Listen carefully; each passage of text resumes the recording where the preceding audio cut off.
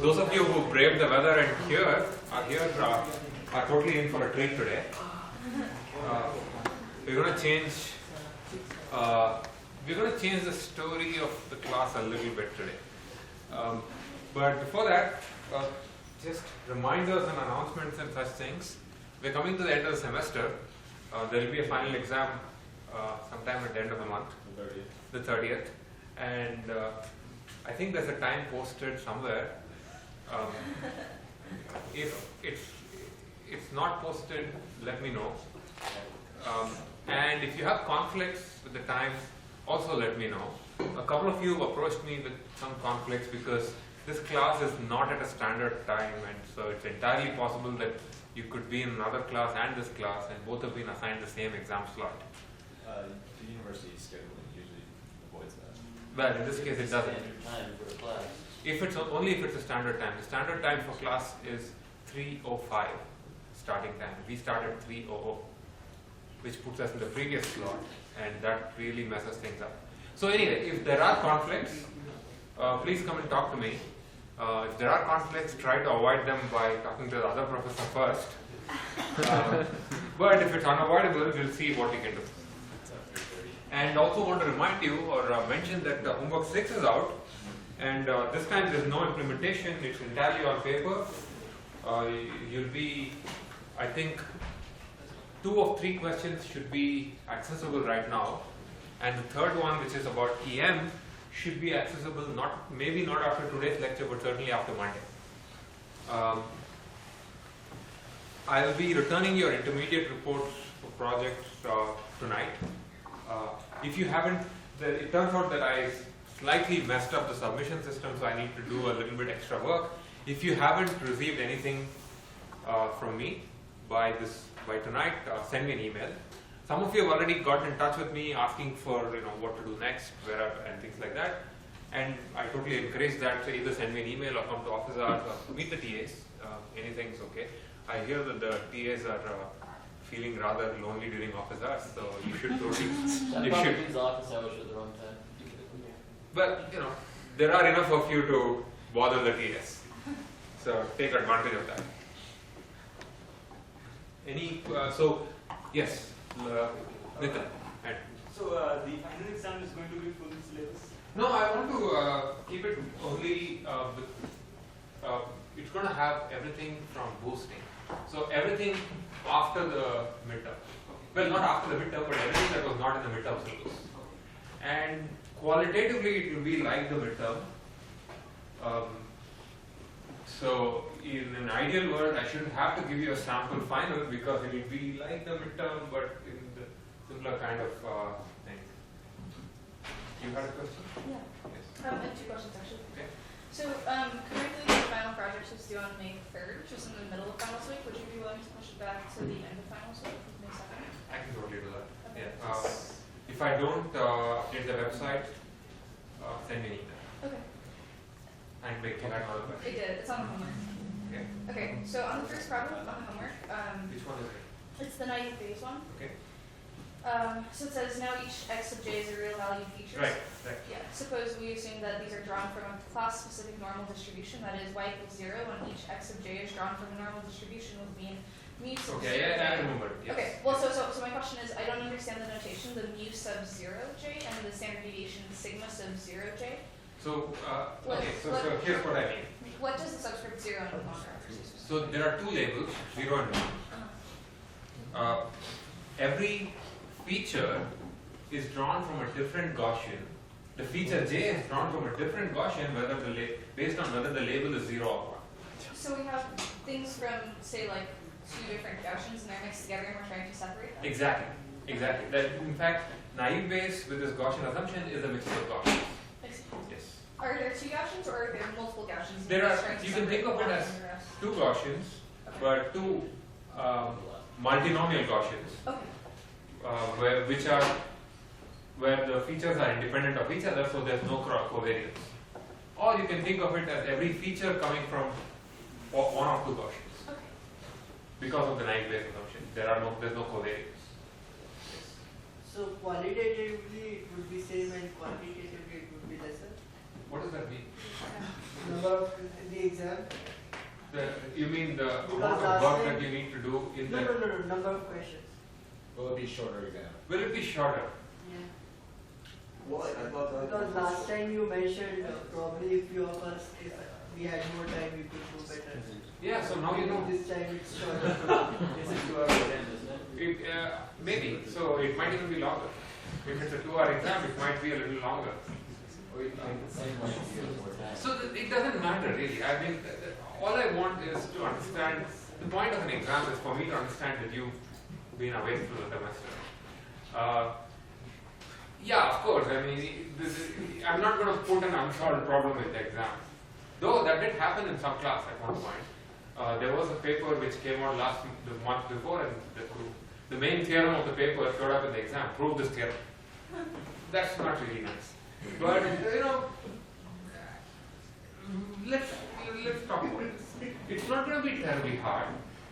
It might be a little long, but it won't be difficult. So it would be simple. I don't know what that means. Let's say I think yes. I was claiming the last one was difficult. So are you saying the last one was difficult?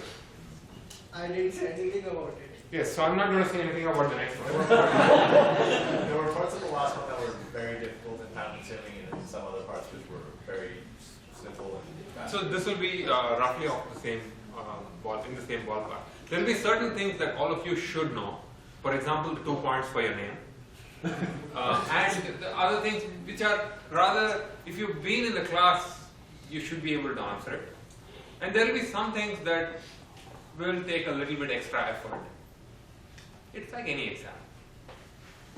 Yes? Could you provide a time frame for the exam? I'll look it up. It's the standard time slot.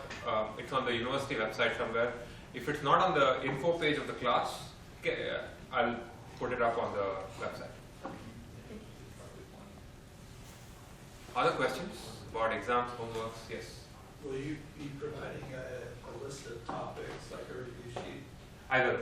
I may not do a review session like I did for the midterm, partly because I want to spend the last lecture of the class talking about how you might apply the ideas that you learned in a practical setting, which is really what I care about more than you doing well in an exam.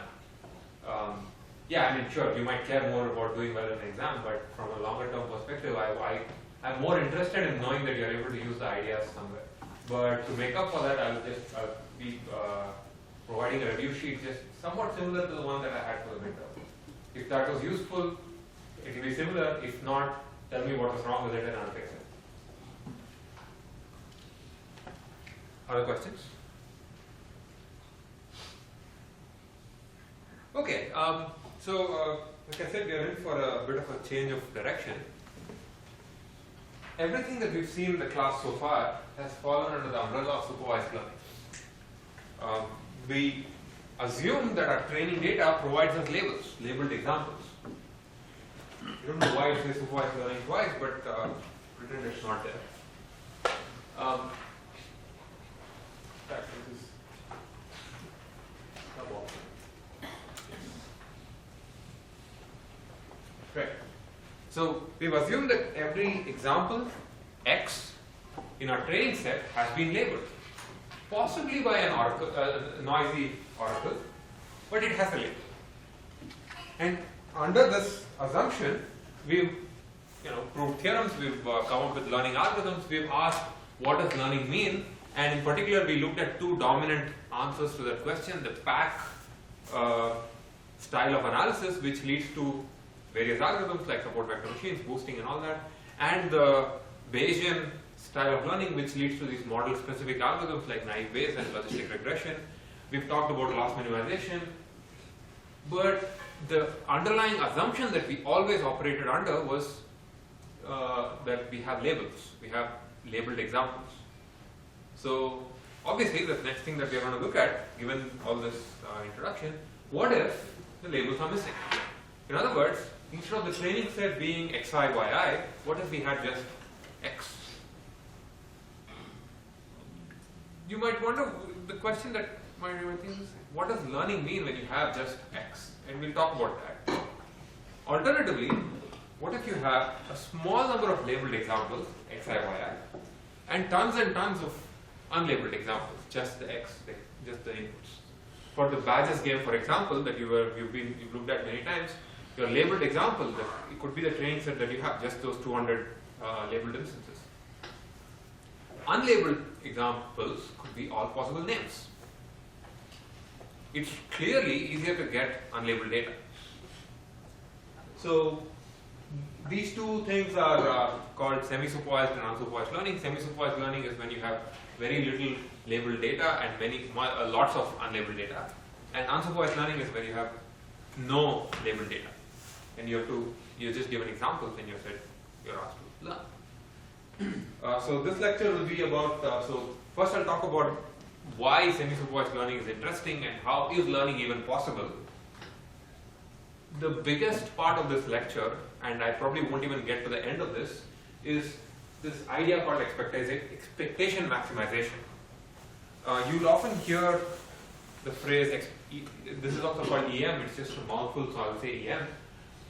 You'll hear the phrase EM algorithm.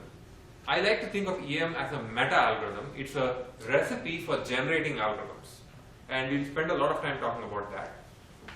And in the next class on Monday, we'll get to this case where I'll show you that EM actually is a broad solution strategy. And in fact, some of you have seen k-means, maybe here, maybe in some other class, maybe in data mining or anywhere else. And it turns out k-means is an instance of EM with a specific model assumption with a little bit of a computational trick involved. And I'll wind up this section with other strategies for supervised learning, and this will be a good segue for what we'll do next, which is clustering. So let's talk about semi-supervised and unsupervised learning. So the reason I think this is one of the hottest questions in machine learning is because labeled data is a really, really scarce resource. It's easy to get unlabeled data, but labeling takes time and effort. And I suspect some of you are already running into this problem in your projects. There's a lot of unlabeled data.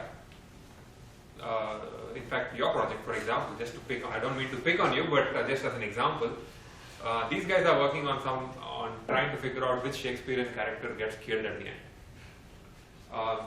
Shakespeare wrote only so many plays. So you can't, the oracle is dead. So you cannot get more labeled data, but perhaps you can try to use other plays to kind of augment your training set. How do you deal with it? Just some other examples. It shows up in many places. The fact that labeled data is hard to obtain is there. It shows up in pretty much every domain. I just picked 3 examples. In biology, for example, and this is going to be a big use case for machine learning in the future. Let's say you want some analysis on your genome data, and getting your genome labeled is actually, it involves wet works. You need to send it to the laboratory and do some tests and stuff. You need to pay people, it takes time, so getting label annotation is difficult. In NLP, which this is a problem that I have personally faced quite a bit, getting annotated data requires training PhDs in linguistics or coming up with some theories of linguistics and arguing over in person or on the phone for years. And at the end, you'll come up with a data set that nobody's happy with. But there's tons of unlabeled data. The computer vision, similar story, there's a computer vision person who gave a faculty talk recently, and say you want to identify objects in videos or images, having people sit and draw boundaries around objects and images in photographs or videos is a job that I wouldn't want any one of you to do. It's something that's boring, time consuming and expensive, but getting photographs and videos is easy. You just go online and get tons of it. So unlabeled data is everywhere, and really if you hear about big data and all that, it's all big unlabeled data. We are not in the world of big labeled data. So the machine learning question really is, what can you do with unlabeled data? Can we learn without any labeled data? And to motivate that, let's just look at an example. Here are some unlabeled points. How would you label them? Let's say I tell you that there are 2 classes. How do you label them? left and right. left and right. So something like this. Or maybe this. How do you know which one is red and which one is blue? There's no way of knowing. So so this is already one problem that you've run into. Without unlabeled data, there's no way of breaking symmetries. You can get parameters, you can get predictors only up to symmetries. But maybe that's okay. But here's a more difficult problem. So how many people agree that this is left and right? I mean, these are the two classes in this data. A significant majority of you. The rest of you are thinking, like, that's such an obvious question, what's the point? But how do you know that this is not the true labeling that generated this? This is not the true labeling of the data. I would argue, for example, that this is the true labeling because there is a hyperplane that separates the classes. Sort of. So, yes, you have a question? Well, I was just going to say, if you draw, from like how we described SEM, right? Mhm. If you draw out all possible hyperplanes, then the one that separates them vertically separates the groups better.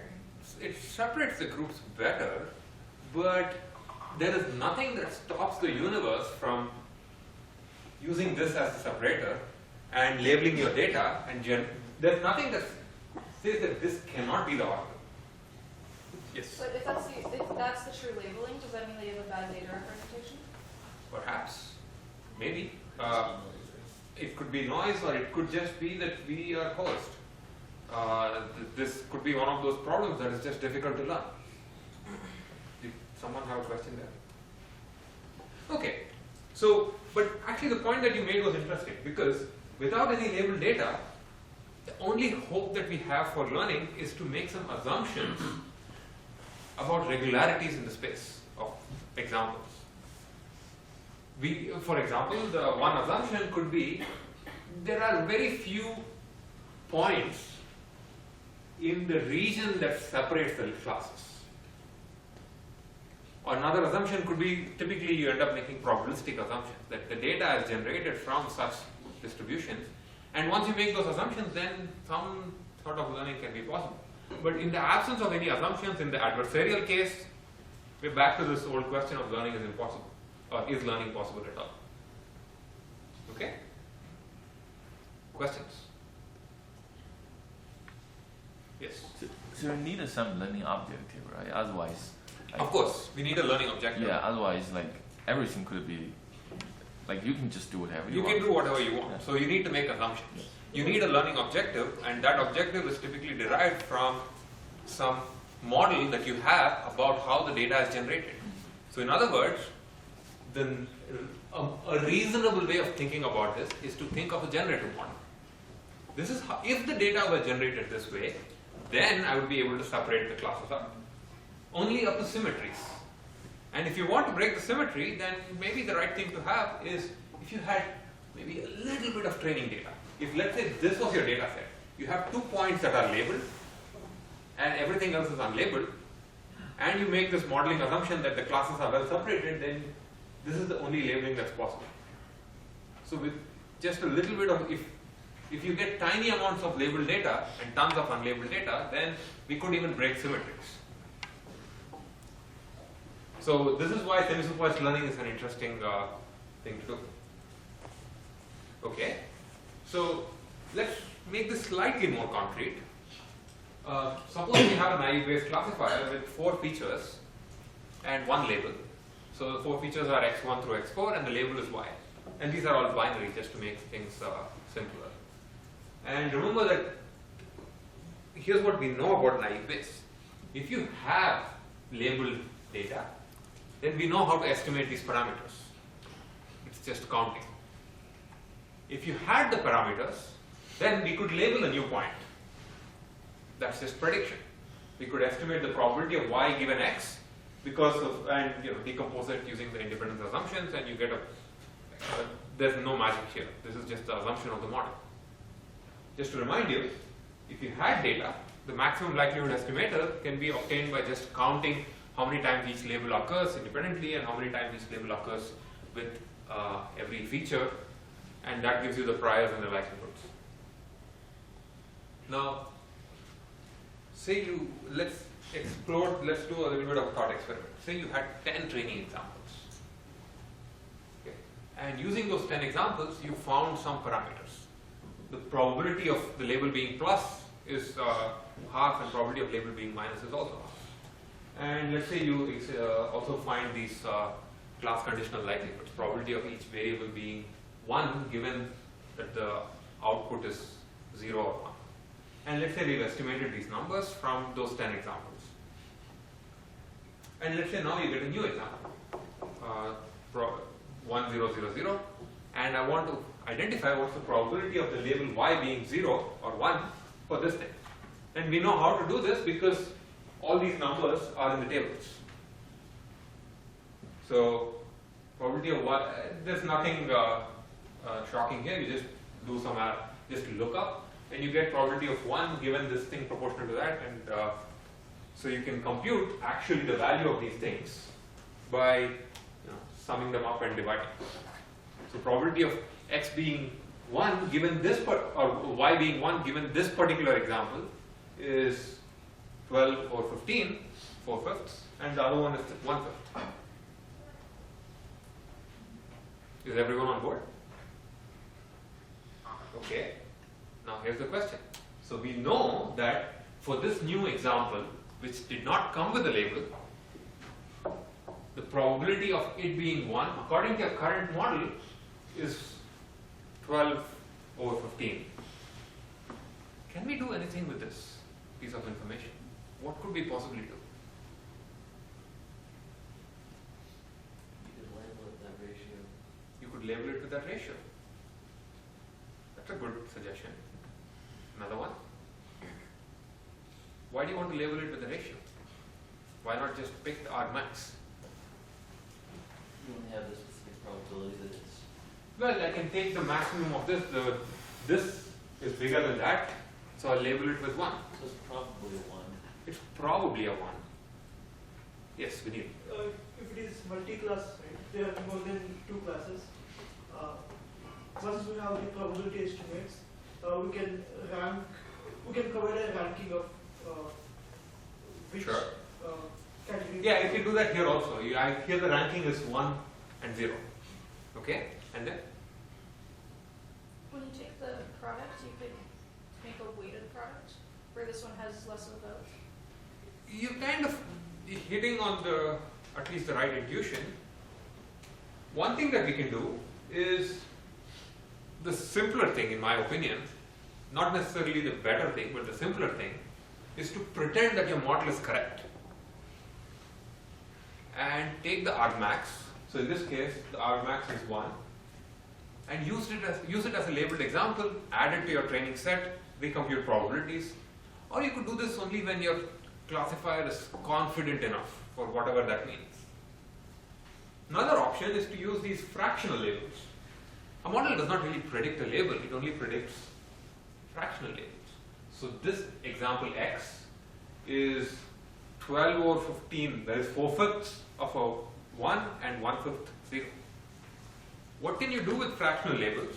Remember that our estimator, the learning algorithm, does not needs only counts. But who said counts can't be fractional? So you can add, instead of adding every instance as 1, you add fractions. So you can re-estimate those counts using these fractions. So let me just say this again in a different way. One is to use and these are not the final algorithms. This is just to mostly build the intuition. We'll be working the formal, the more rigorous versions of this in a little bit. So one possible strategy is to use some sort of a confidence threshold when the label for so an unlabeled example comes in. If the label is if your classifier is very, very confident that something belongs to this label, then you pretend that that is the label, and then add it to your training set and retrain your classifier. Now here's a question. If you do that, will it ever change your classifier? Think of, for example, let's say here we are thinking of Naïve Bayes. Let's say it's a mistake-driven algorithm. Your model makes a prediction, and let's say your threshold is your W transpose X, let's take perceptron just to make it simpler. W transpose X should be greater than 1,000,000. If it is greater than 1,000,000, then you'll add it as a positive example to your data set and retrain. Will that change anything? Yes. I don't think it will, because the decision boundary depends on, it sort of just depends on the points that it's the most unsure about. So depending on how you set whatever your confidence interval, but if you set it high enough, then it's only going to be putting points that are away from the... Exactly. So it's not going to change your classifier. And in the most trivial case, if W transpose X is greater than 1,000,000 and it's labeled positive, then Y times W transpose X is already positive. So then it will not make a mistake on this. So it will just skip this example. So in some sense, the one argument could be this is hopeless. But on the other hand, if each new example comes in with additional features maybe, and this shows up a lot in language. If let's take a word, every feature is a word, and this word is a rare word that shows up it doesn't show up all the time. So you use the other features to make a prediction and then add this, and now your classifier learns to wait for this word. It's possible.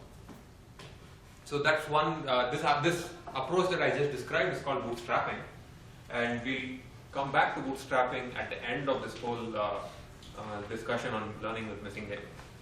Another option is to use fractional examples. So you label an unlabeled example comes in, you label it with, instead of giving it a hard label of either a 0 or a 1, you give it both 0 and 1. It's 0 with this probability and 1 with that probability. And once you start taking counts, you use those counts, you use these fractions instead of zeros or ones. And both of these can be done iteratively, and actually there are more formal versions of these, but this is the idea of using fractional examples is the driving intuition behind, at least in the implementation of the EM algorithm, in the case of Naïve, Bayes, and such things. So let's expand on this point. So far I was talking about the case when you had 10 labeled examples, and you had a model, and you did something. What if you had 0 labeled examples? What could you do? Yes? If you only care about separating into, say, two groups, you could just label one arbitrarily and then run through that algorithm. Exactly. So let me paraphrase what you said. What you could do is basically the same thing. You hallucinate some probabilities. You pretend that those are the right numbers, label a new example, and run with it. And if certain properties work out, in particular, the property that you hope works out is that your data is generated using, in this case, it was Naïve Bayes. If your data was generated with that independence assumption, then you'll be fine. It's a consistent estimator. This process will just hallucinate some probabilities, and then you iterate this process, it will converge to some a good estimate. Which is kind of a pretty interesting point. There is no labeled data, and yet you're discovering some regularities in your data because you're making this assumption that your data comes from a certain model, and your data happens to come from that model. So, in fact, this process, start with a guess of the probabilities and proceed, is an instance of the EM algorithm. So let's talk about the EM algorithm. But before getting into the details, does anyone have any questions about the big picture? So about unsupervised learning, about why there might be hope for unsupervised learning. Well, there is What? there is hope. There is hope. Actually, not just hope. Unsupervised learning will take completely over. Almost. There is, in the absence of any labeled data, there's no way of breaking symmetries, and that could be a little unnerving. The other problem with unsupervised learning is that the real problem is that your data might not come from the model that you think it does. Yeah, you don't need to know the model. You just need to know your objective, right? Well, the objective and the model are equivalent. No, it's not the same. Yes, they are. We'll get to that. It's not really the same. We'll get to that, yes. If you say you want to classify pictures, right? You don't need any model. You just want to classify pictures. Oh, there's a person on the don't need any model. You, The question is only how can you learn? right. To define learning, you need an objective. Yeah, And but the objective is only to classify the creature. sure, and the objective implicitly assumes a model. No. You may not explicitly be coming up with a model, but there is. We'll get to that. It typically is. You can write down an objective, but there's no way of justifying it if you don't make a model assumption. No, what I'm saying is unsupervised learning, especially, you don't need to make a model assumption. And that's what's actually happening right now. Actually, we'll take this discussion offline, and we've had this conversation many times in various forms. So I don't want to derail the class because of that. But it turns out there are model assumptions that are not necessarily being made explicitly. There were two questions. So you've spoken quite a bit. So you speak. Just to clarify, so you assume pretend we know the AJ, BJs? Like it starts Yes. with You guess. you pretend with you pretend with a guess for the A, B, and P, Okay. and then proceed. So with this unlabeled or unsupervised example where you just start, if you do that with something like perceptron where you need linearly separable data, can you guess incorrectly in such a way that it won't converge? And in that case, do you just keep making new guesses after a while, or? Can you repeat that? Because what's the procedure you're describing here? So I can. Yeah. So I just have some data and I want to classify it with perceptron, for instance, and I make a guess for what the labels are. Oh, you don't make a guess for the labels. You make a guess for the parameters. Oh, I see. So you make a guess for the weight factor, let's say, Okay. and use it to classify, and in some sense use it to label the data, and then you update based on that label. You update based on future mistakes for that label. Now, obviously, this process can get totally can get into a really bad place if your initial guess is wrong. And in fact, that's a general statement that shows up whenever you have missing labels. The problems are not convex. The optimization problems are not convex, which means the initialization matters a lot. And that the best that we know how to do these things is in the best case situation, we can hope to get to a local minimum. And in the worst case, we don't know what we're doing. Let's make this slightly more formal. So let's talk about the EM algorithm. I keep saying EM algorithm, it's a meta algorithm for estimating a probability distribution in the case when you don't have labels, when you don't have labeled data. And as I said, in order to actually even start this process of deriving this algorithm, we need to make assumptions about the generative story. How is your data generated? And if your generative story does not match the way the data is truly generated, then there are no guarantees. And if it is, then you're guaranteed to get to some reasonable place. So to motivate this, let me start off with this example. And I'm going to go fairly slow with this and just interrupt me with questions anytime. So let's play. I'm going to talk about this really ridiculous toy problem where let's say I have 3 coins, coin 0, 1, and 2, and throughout this thing I'll be using the notation alpha, the symbol alpha, to denote the bias of coin 0, and coin 1 and 2 are P and Q. So probability of getting heads with coin 1 is a P. The first scenario I want you to think about is the case where someone, let's say I, pick coins, let's say I pick coin 1 or 2 and I don't tell you which one. And I toss that coin 4 times and I get this observation. I get heads, heads, tails, and heads. And I ask you, which coin is 1 or 2 is more likely to have generated this? How would you do this? Let's say you know alpha, P, and Q. Yes? You just figure out which one had out of alpha, P, and Q, figure which one is the highest. So can you repeat that? Find whichever of alpha, P, and Q pick the highest.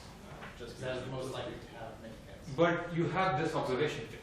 No, the most out of P or Q.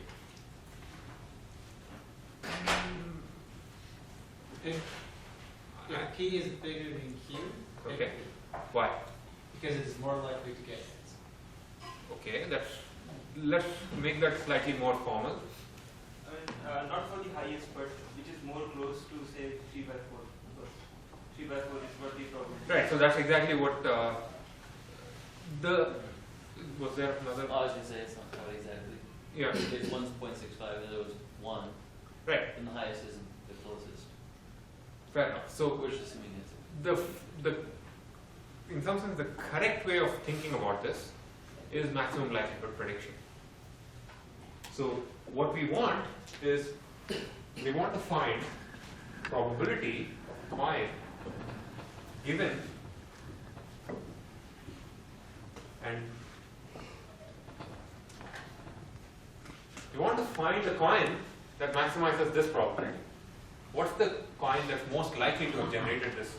This is maximum. This is the posterior distribution of the label, which is coin, given the observation. And we know that this is proportional to probability of given coin. And by writing this proportionality and ignoring P of coin, I've made this assumption that there's an equal chance of me picking one of those two coins. It's really times P of coin. But let's pretend this is half. Each toss is independent, so I can just hence given coin and times power 3.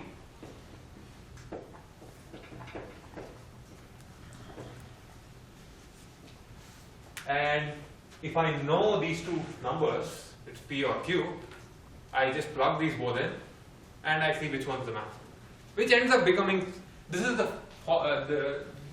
reason why that argument holds water. So if I knew the bias of the coin, if I knew the probabilities P and Q, and I see an observation, I can estimate which coin produced this data. This is a simple case. This is prediction in some sense. This is, I think of this as prediction. This is exactly what we've been doing in the Naïve Bayes example, actually. Your features are these 4 things and the coin is the label. So let's take another scenario. Yeah, we could compute these things and know which one is higher. Let's take the next case. Now the game changes a bit. So first I toss coin 0. And then if it turns out to be a head, then I toss coin 1 4 times. If it turns out to be a tail, I toss coin 2 4 times. So really there are 5 tosses that are being that show up. So you get observations like this. I have the blue italic thing at the front is coin 0. So here, for example, the first one I toss coin 0 first, I get heads. So I need to toss coin 1 the next 5 times, next 4 times. So I get these 4 sequences of observation. Now the question is, given this data, can I estimate alpha, P and Q? How do you do it? Do we have enough example observations? Assume that this is enough, assume that pretend there's no smoothing necessary. What's alpha? How do you get alpha?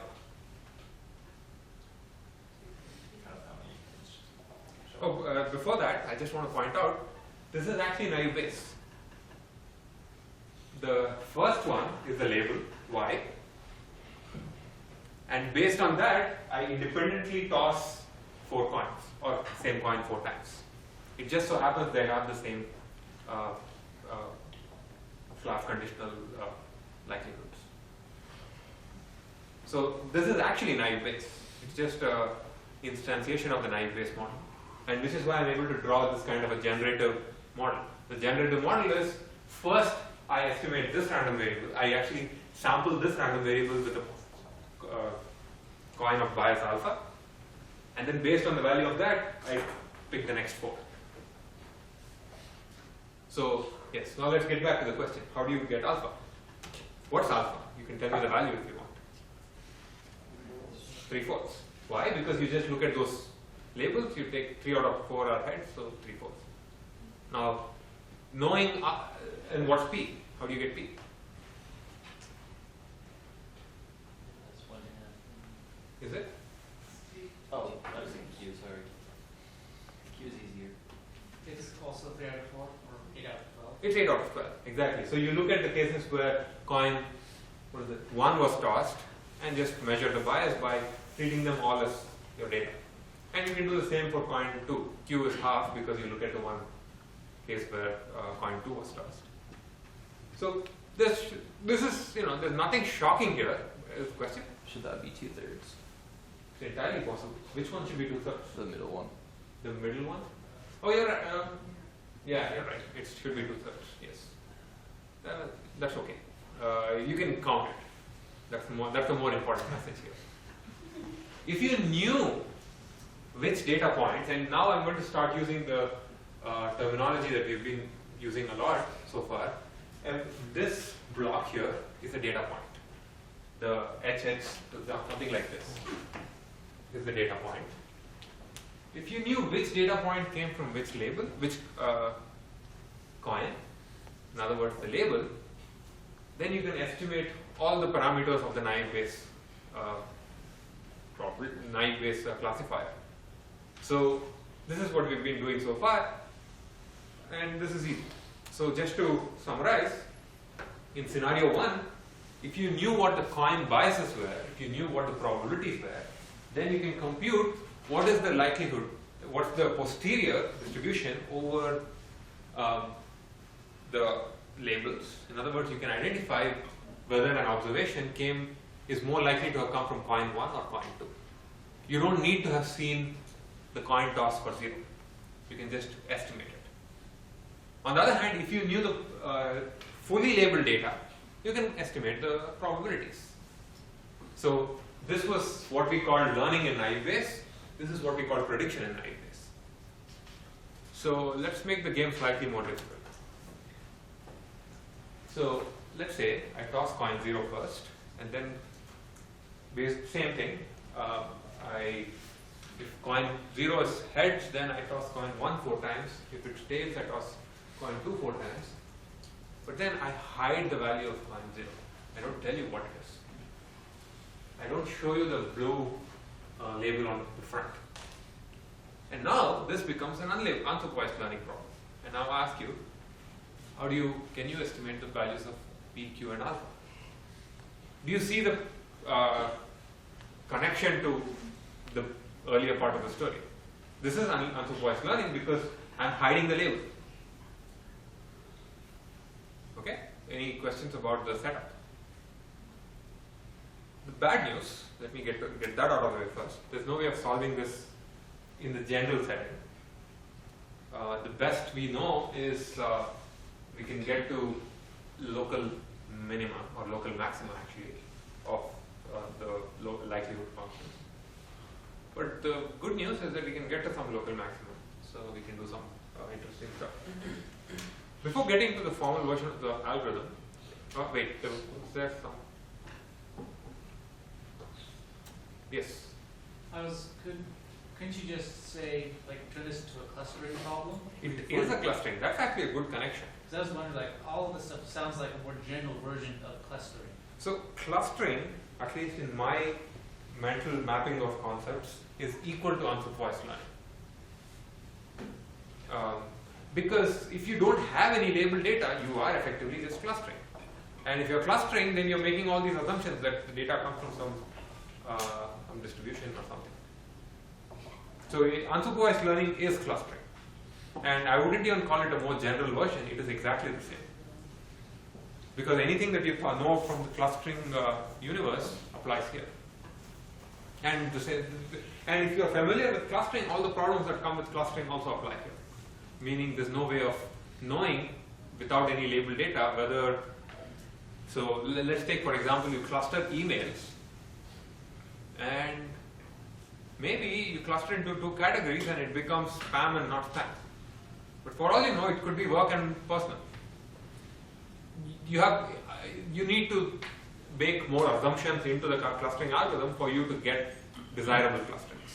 And the same thing in the learning way of thinking about it. You need to have modeling assumptions to get desirable labels. And even then, only after symmetry. Other questions? So you could use semi-supervised to label those clusters? Yes, absolutely. You could. In fact, that's doable in that case. And in fact, in more complex cases, there's enough evidence that you see a performance jump. And first of all, the question of how do you evaluate clustering is a completely different problem, especially when you have symmetries. But typically, you've solved that problem. Let's assume you've solved that problem. There tends to be a big performance jump when you go from 0 labeled examples to maybe just a handful, 10 labeled examples. Because all it does, all those 10 labeled examples do is it takes the optimization that we'll eventually get to the right region of the search space. And then if you go to the local minimum, you're in the right region, so you go to the bottom of the correct bowl, or to the peak of the correct hill, depending on your perspective in life. Okay, so one approach for solving this problem is, and again, this is a slightly more, it might look like an algorithm, but it's still not formal because I'm not going to say why this works. One approach is for every example in your data set, these four things are your data set. For every example, just guess. Take a guess that this one comes from coin 1 or coin 2. In other words, you guess the value for the first coin 0's toss in that case, and you iterate.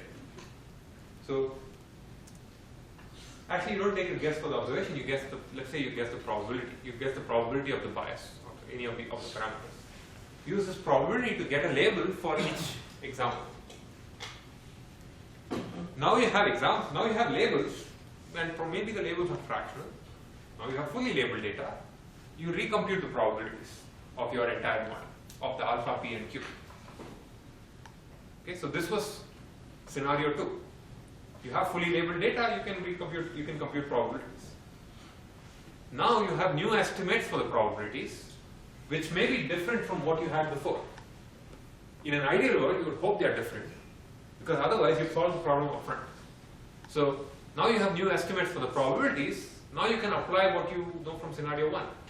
Go back and re-estimate the probability that each observation comes from coin 1 or 2. In other words, estimate the posterior distribution over the hidden variable given your new probability estimates, and you just iterate. So now you have new probability estimates that an observation comes from coin 1 or 2. Use this to get a label, re-estimate the probabilities, and just keep going. This might seem like a hack, but it turns out this works. It converges to local minimum of the overall likelihood function. And the next question really is, what is the overall likelihood function? So to answer that, let's go back to what we know from Bayesian. We want to know what we care about at this point is, given some data, we want to maximize the likelihood of the data, given your parameters. So we want to, and I realized just on my way when I was walking here that there are some bugs in this, or no, typos, or actually rather egregious mistakes, let's say, in the math here. So I might be using the whiteboard quite a bit more. So what we want is to maximize probability of data given your parameters. And I'm going, typically you'll see theta for parameters. Your data looks like just xi. So in other words, maximizing the probability, assuming again that every data point is IID from some distribution, this becomes maximize product maximize the product p of xi given some parameters. and we've seen this all the time. This is the likelihood. In the EM universe, in fact, pretty much in a lot of what we do, we care more about the quantity called the log likelihood, not the likelihood, because it's just so much easier to manipulate, and also it has some other interesting properties that we'll exploit. So the log likelihood of your data with the parameters is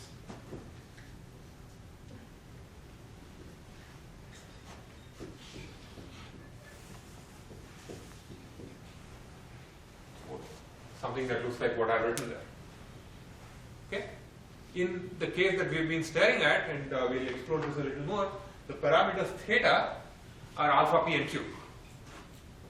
So there are 3 coins, each of them has a bias, so that set is all contained inside theta. Each example is a sequence of 4 coin tosses, and there is this hidden variable, which is the value of the coin 0, let's call that yi. So what we have is log of, so we have the log likelihood of your observation is sum over log of p of xi given theta. But notice that the full example, fully labeled data point, is the pair xi comma y. We know our model tells us how to compute probability of xi comma yi given the parameters. We know how to do this. Why? Because xi is 4 coins, yi is 1 coin, so we can just say probability of yi. It's a naive Bayes thing.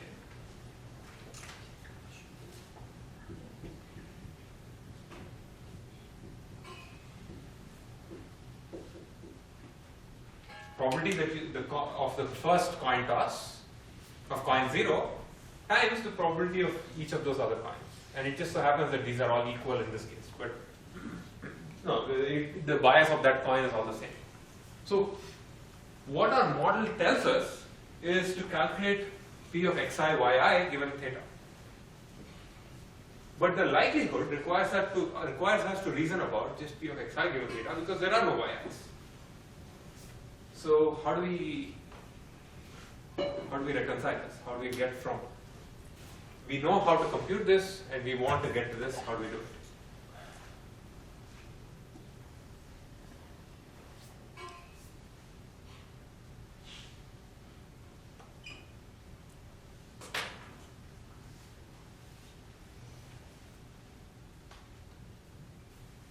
What's the way to get rid of variables inside probabilities?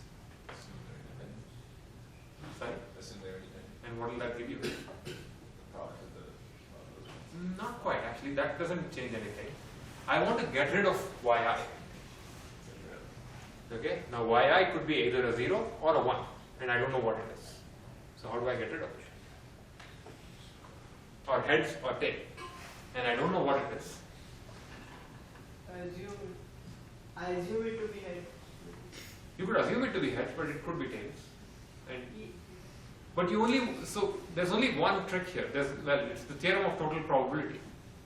Probability of heads plus probability of tails. You can, that's one thing. But also, you can, if you sum over all the y, all the possible assignments to y, that exactly gives you this stuff. So this is marginalization.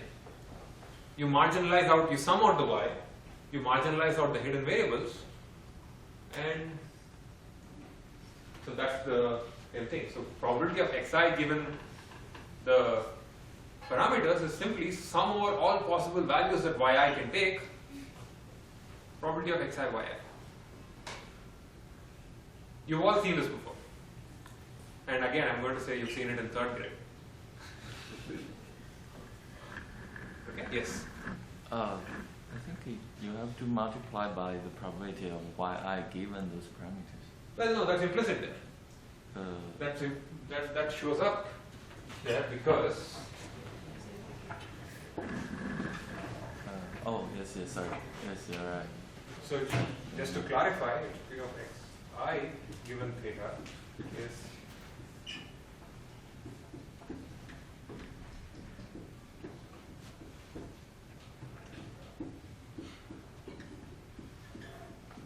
these two together equals that. So far so good? So far goodish? Just a transition question. Did you say usually bold mean vectors or? So bold mean vectors, yeah. So x is a vector and y is not? Y is a single coin toss, x is a vector of 4 things. Oh, okay. That. Yes. So, and I've covertly switched representations here from coin tosses to x and y just so that we use the same notation that we've been using so far. Yes. In this case, x is a vector in the space of h, comma t power 4. Yes. Okay. So what we have is the log likelihood of the parameters is sum over log likelihood of p of x, or log likelihood of example given theta, and that p of example given theta can be obtained by marginalizing this thing. Okay, that's great. What we have now is an objective, because maximum likelihood estimation says maximize the log likelihood. So find p, q and alpha such that this expression gets maximized. So this is log likelihood for maximum likelihood estimation. All we need to do is to maximize this function. This is a good news, bad news situation. The good news is we've written down a function. The bad news is we have no way of solving it, or we don't know how to solve it. Typically, the general situation is if you have a sum inside a log, bad news. Okay, so the rest of the story is get rid of this summation. How do we get rid of the summation, and how do we, what can we do? One answer, and I'm not going to pose this as a question to you because you may never have seen this, is to approximate it. So first of all, we care about maximizing this function. Okay? And this is where I've got mistakes in the slide, so I've got to use the whiteboard. So far there's no mistake, that's technically right, but that's not what I want.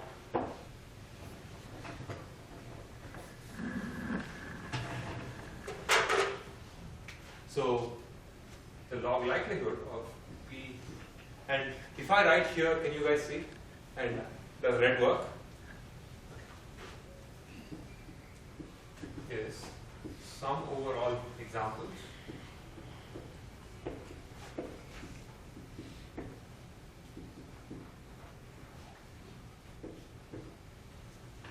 which we just wrote down is the sum over all log of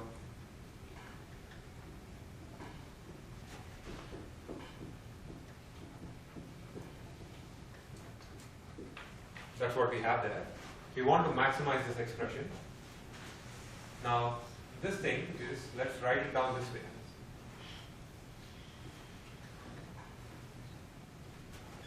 Oh, there must be a yi somewhere.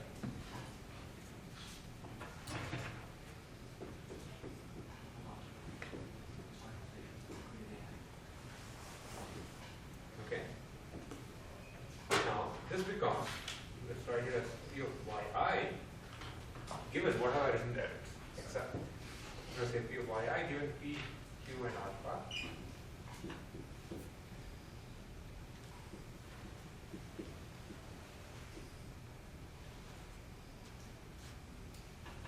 And this is just conditional, there's nothing special here. I've just, here it says yi given xi p q alpha and xi. I've written the other version. P of xi given yi p q alpha and p of yi. Okay? Now, let's stare at this a little bit. This is sum over yi. Oh, this means a different color. Of some probability distribution over the y times some other expression.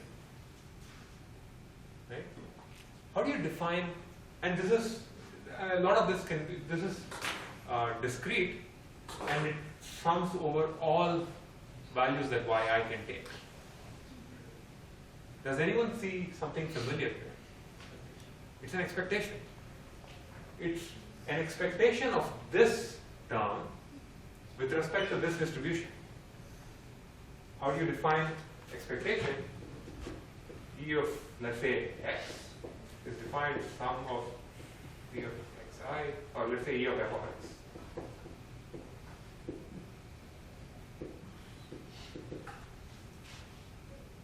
Right? And I've got a p probability over the y's times some function. It just so happens that that function is a probability, but for now you don't care. Let's pretend that that function is a random variable. So what this becomes then is sum over I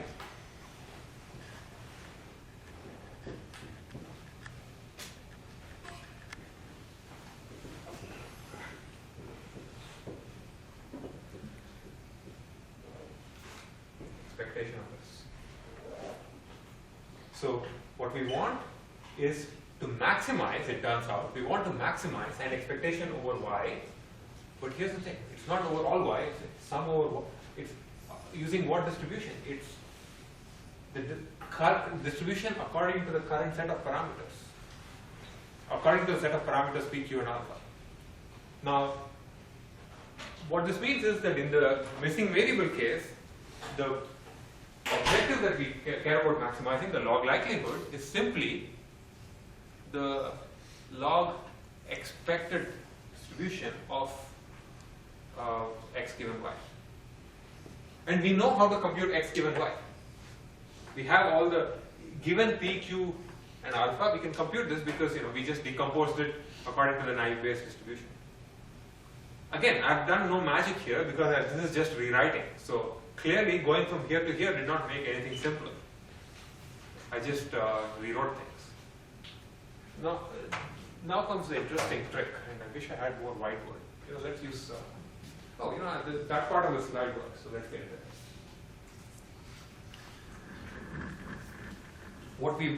The other additional piece of information that we need to use is something called Jensen's inequality. And maybe you've seen it, maybe you've not. Jensen's inequality simply says the following: if you have a convex function, and what's a convex function? So I'm going to erase this and just copy this on top.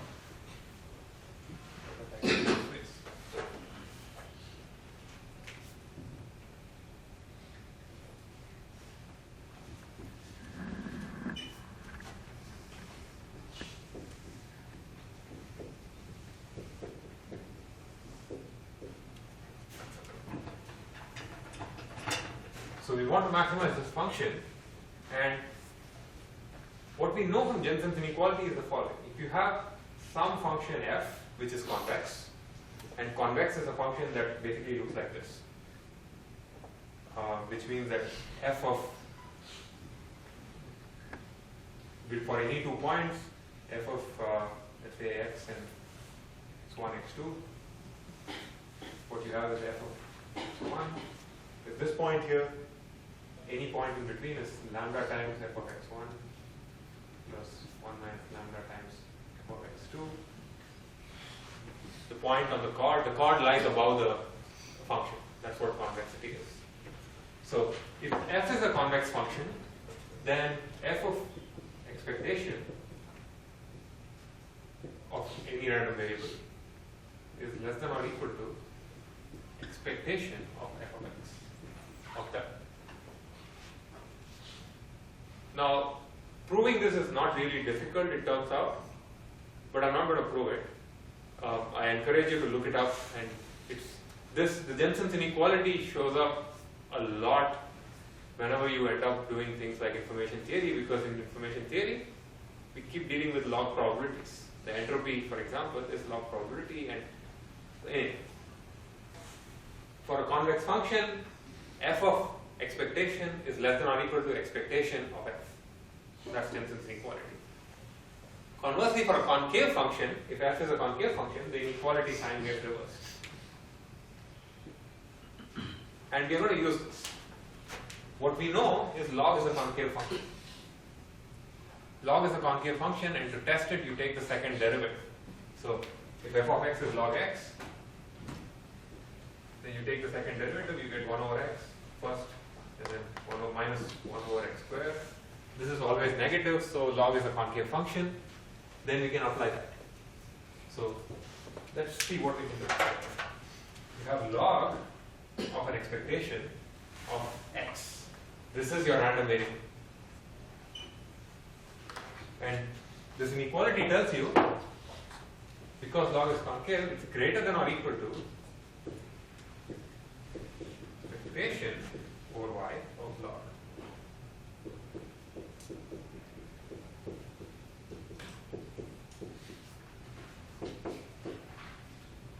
Okay? Now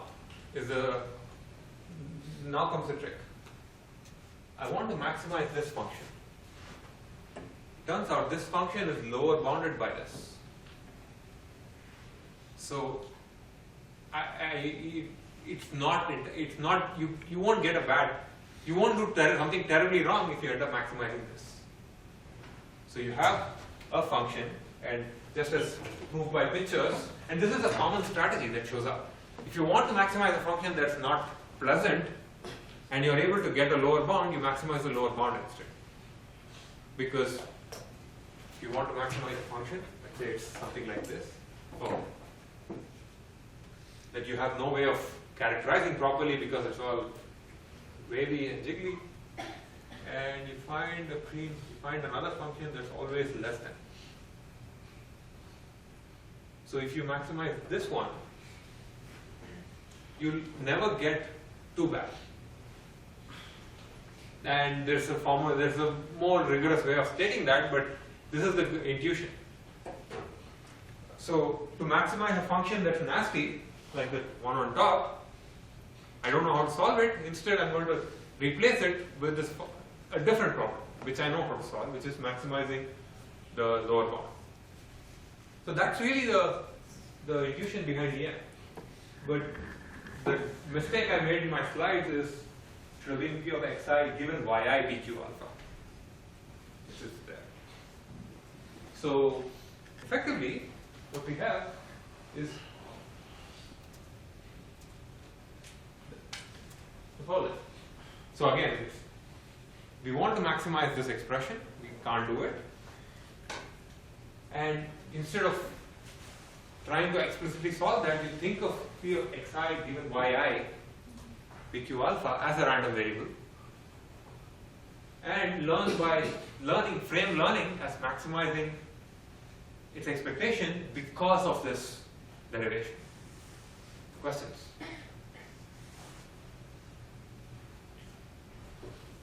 There must be many questions at this point, because I've been furiously hand waving certain things that I did not really get into, which we'll see when we actually formalize this, when we actually instantiate this for the coins example.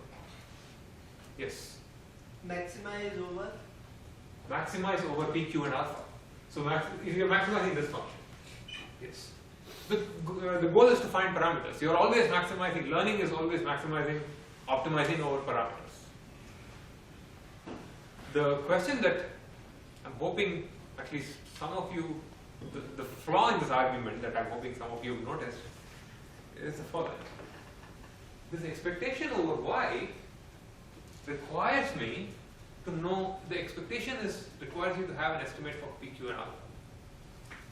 Because it's P of, remember this thing required P of xi given, it was P of yi given PQ alpha. This was the probability that I'm taking expectation over. So there's some sort of a chicken and egg problem here. You need PQ and alpha to compute the expectation, but you're also trying to maximize over the PQ and alpha. Does that make sense? No. So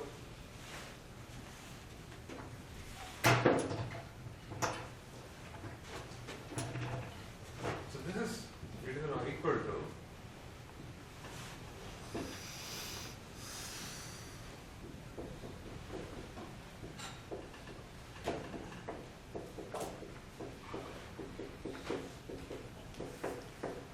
This is what we just proved. And this was basically just algebra. There's no intuition here. This statement is true, irrespective of what happens. But I want you to think about this expectation over y. Expectation over y can be written as sum over yi, p of yi given p q alpha times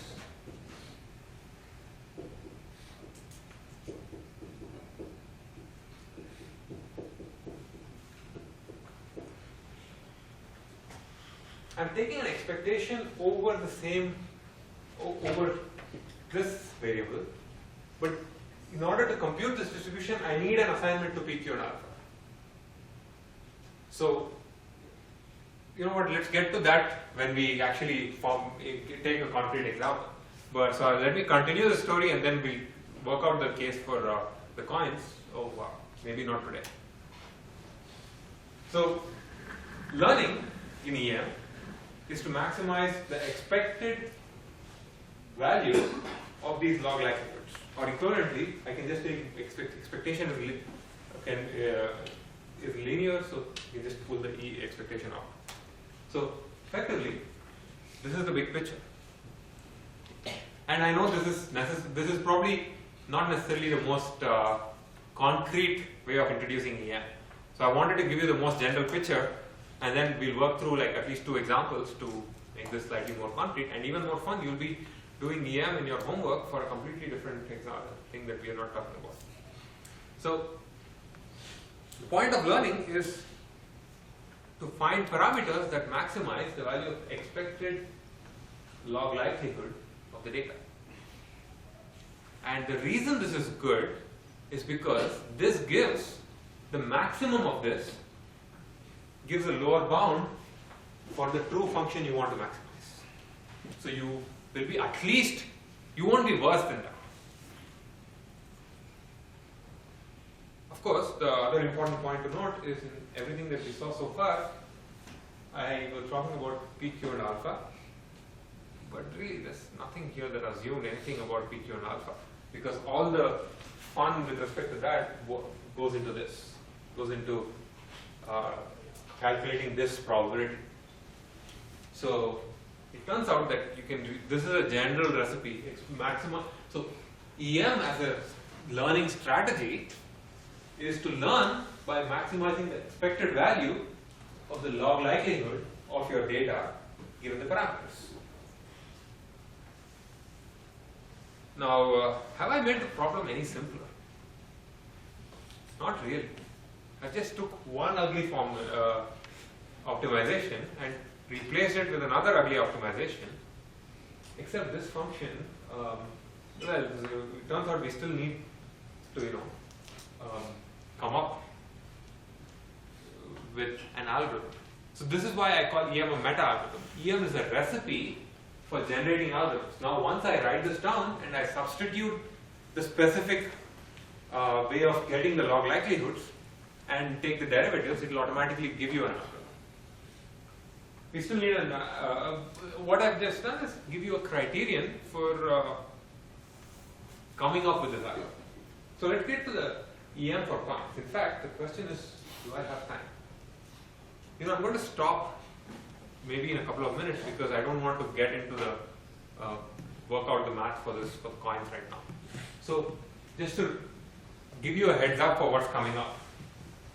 Suppose we knew estimates for these parameters, alpha, p, and q.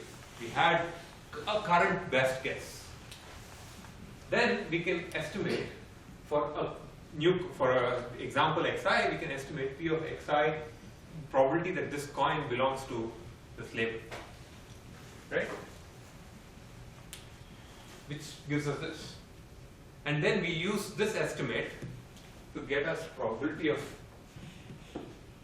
this one, probability of yi for this data point, and maximize over the part that's left behind. So basically, we iterate between these 2 steps. First, you find the expected values that this particular coin can take, fix it, that will nail down one part of this function, and then you optimize over the rest. So this might, let's concretize this in the next class. So, so coming up, a concrete version of EM. So the reason I presented it this way is to mostly to tell you that EM is not an algorithm. EM is a strategy for generating algorithms. And the general strategy is to learn by maximizing the expected log likelihood. And maximizing the expected log likelihood gives you a good estimate for the maximizer of the log likelihood. So we'll work out the coins example next, and then generalize that to naive Bayes, which we've seen. And EM for naive Bayes would be something like you're given documents, the feature vectors for documents, and you're told go learn, classify somehow. And that will automatically, a computational trick right there would automatically take us to k-means, and then I'll talk about clustering and such things. So I'm going to stop now because there's no way I can do the rest of it in 3 minutes. So if there are questions, I'm around, or you can ask them now. Otherwise, I'll see you in the next class. So what do you do? 看不大，这么大。